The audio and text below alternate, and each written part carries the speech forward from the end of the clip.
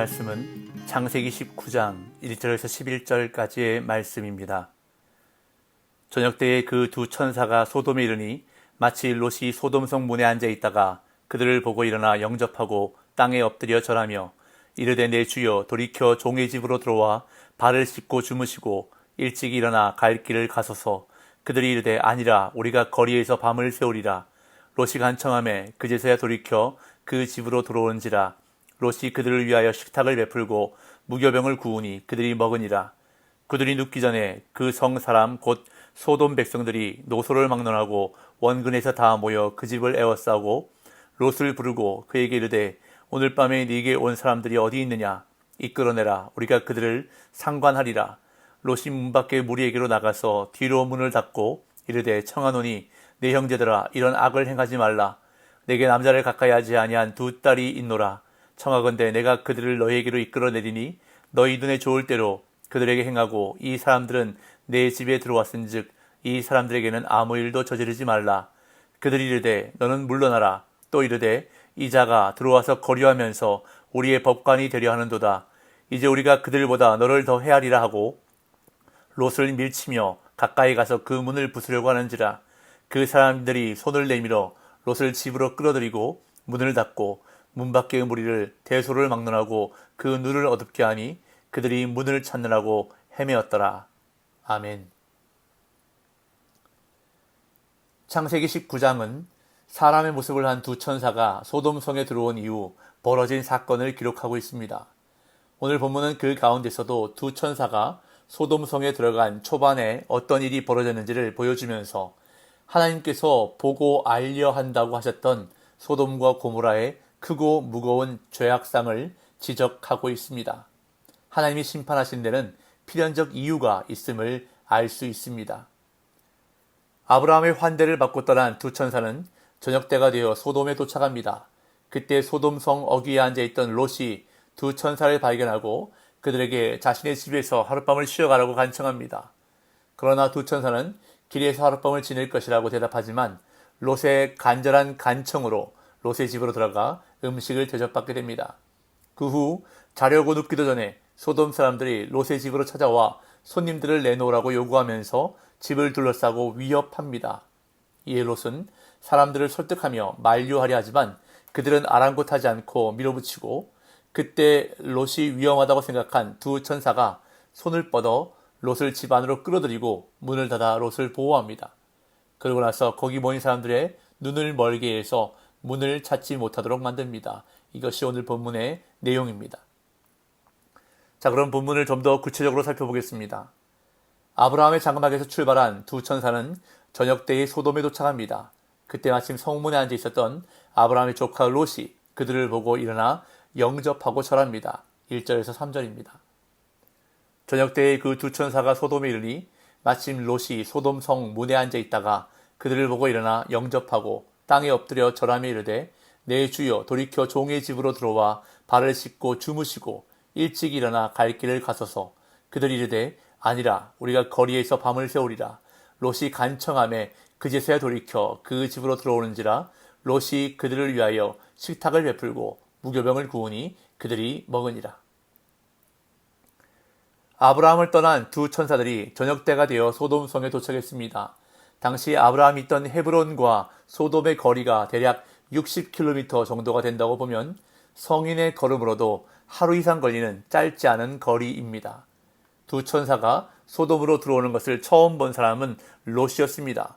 본문이 이들을 천사라고 지칭하지만 이것은 앞서 18장에서 하나님과 천사들의 정체를 밝힌 내용을 전제로 한 표현이고 그 사실을 모르는 롯과 소돔 사람들에게는 이들이 일반 사람으로 보였을 것입니다.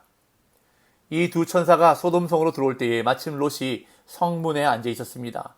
당시의 성문은 장로들과 공직자들이 앉아서 법적인 문제를 논하거나 판결하는 장소였습니다.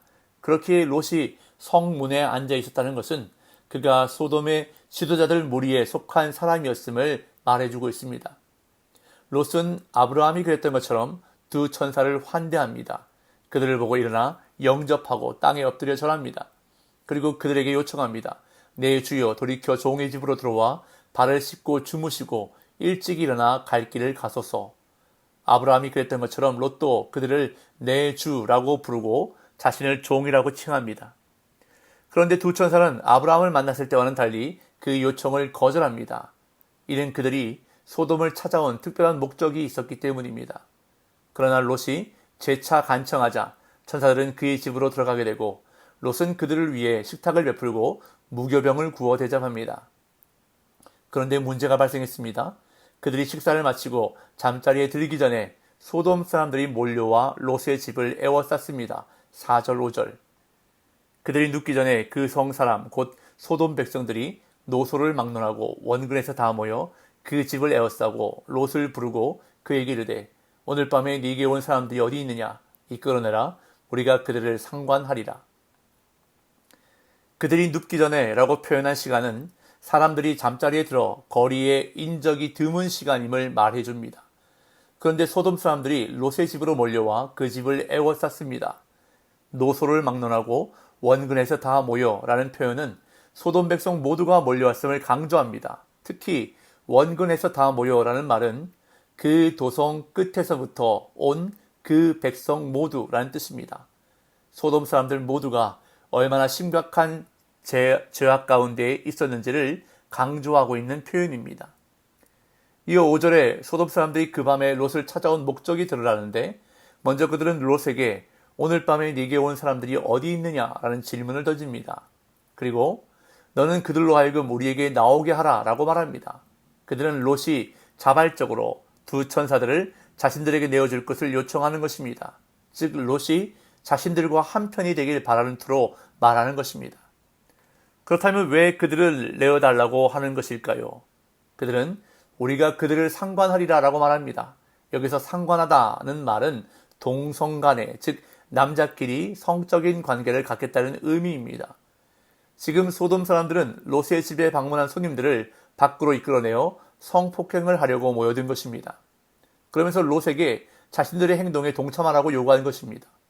이에 롯은 자신의 집으로 몰려든 사람들에게 나아가 문을 닫습니다. 6절에서 8절. 롯이 문 밖에 무리에게로 나가서 뒤로 문을 닫고 이르되 청하노니 내 형제들아 이런 악을 행하지 말라. 내게 남자를 가까이 하지 아니한 두 딸이 있노라. 청하건대 내가 그들을 너희에게로 이끌어내리니 너희 눈에 좋을 대로 그들에게 행하고 이 사람들은 내 집에 들어왔은즉 이 사람들에게는 아무 일도 저지르지 말라. 소돔 사람들은 롯에게 자신들의 행동에 동참하라고 요구했지만 롯은 그들과 함께하지 않았습니다. 그것은 롯이 문 밖에 무리에게로 나가서 뒤로 문을 닫고 라는 행동에 잘 나타나 있습니다. 롯은 소돔 사람들과 손님들 사이를 가로막아 손님들을 보호하려 했습니다. 그러고는 자신이 소돔 사람들과 우호적인 관계에 있음을 나타내는 호칭을 사용해서 이렇게 말합니다. 내 형제들아 이런 악을 행하지 말라. 롯은 자신에게 온 손님을 성폭행하는 것은 악행이라는 것을 그들에게 분명히 상기시킵니다. 그것은 종교적으로나 도덕적으로 악행이며 당시 손님을 보호해야 하는 사회의 관습에도 어긋나는 행동이었습니다. 그런데 그 다음 롯의 발언이 우리의 머리를 갸우뚱하게 만듭니다. 롯은 소돔 사람들에게 한 가지 대안을 제시하는데 손님들 대신 자신의 두 딸을 내어주겠다고 말합니다. 내게 남자를 가까이 하지 아니한 두 딸이 있노라. 청하건대 내가 그들을 너희에게로 이끌어내리니 너희 눈에 좋을 대로 그들에게 행하고 이 사람들은 내 집에 들어왔은즉 이 사람들에게는 아무 일도 저지르지 말라. 성경에 기록된 행위를 오늘날의 윤리적 기준으로 평가하는 것은 경계해야 하지만 손님을 보호하기 위해 자신의 두 딸을 내어주는 롯의 행위는 과거나 현재나 납득하기 어려운 부분입니다.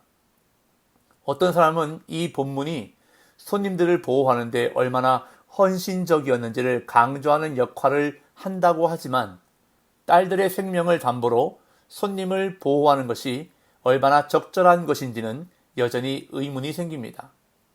여기서 우리가 주목해야 할 것은 그만큼 소돔의 죄악상이 너무나도 심각했다는 것입니다.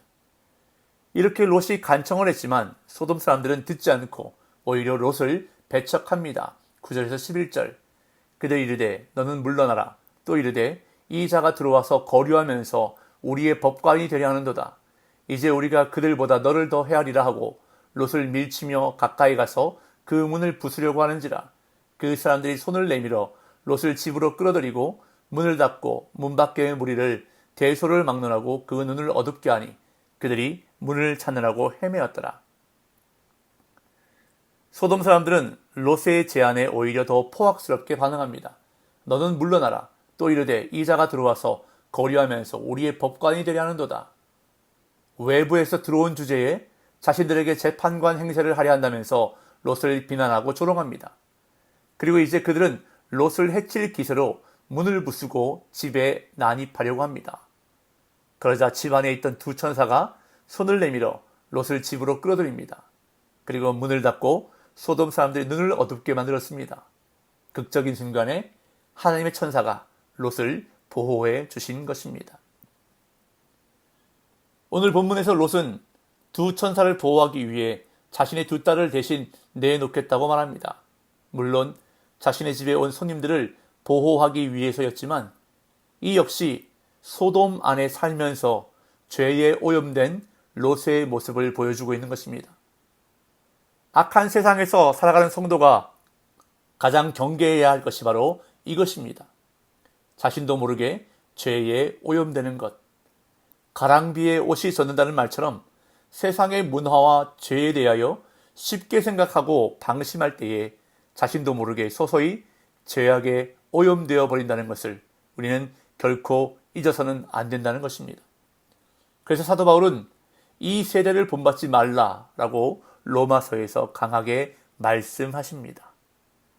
오늘도 이 세상의 죄와 유혹을 경계하며 거룩한 성도의 삶을 살아가기 위해 말씀과 기도에 힘쓰는 저와 여러분들 되시기를 예수님의 이름으로 축복합니다.